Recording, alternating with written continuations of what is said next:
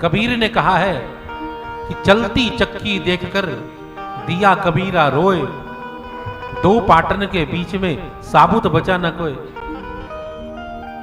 तो पहले चक्की हुआ करती थी घरों में, जिसमें अनाज डाला जाता था और जब पीसा जाता था वो अनाज चूर्ण बन जाता था, आटा बन जाता था। उस चक्की की परंपरा लगभग समाप्त हो चुकी है, लेकिन उसी चक्की के बारे में कबीर ने कहा है, अनाज डाल दिया जाए उस चक्की में और जब चलाया जाए तो दो पाटन के बीच में साबुत बचा न कोई। सब पिस जाते हैं, कोई साबुत नहीं बचता। लेकिन कबीर का ही बेटा हुआ है कमाल। उस कमाल ने अपनी पिता के बात को खंडन कर दिया और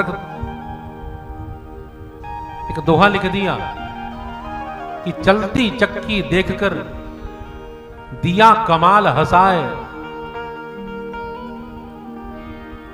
लेकिन कीली पर जो लग गया सो नहीं पीसा जाए। अर्थात अनाज डाल दिया जाए उस चक्की में, चलाई जाए चक्की, तो कबीर ने तो कहा है कि दो पाटन के बीच में साबुत बचा ना कोई, लेकिन कमाल ने कहा कि नहीं, ऐसा नहीं है। सारा अनाज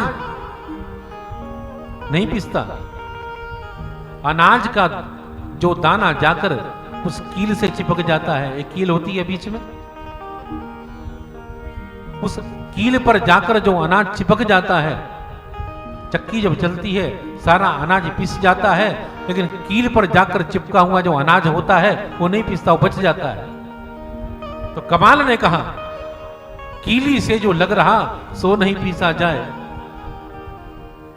ये चक्की चल रही है, सब पीस रहे हैं, लेकिन भगवान से जो युक्त हो जाता है, जो भगवान का ही हो जाता है, उसे फिर न नरक मिलता है, न स्वर्ग मिलता है, न पाप होता है, न पुण्य होता है।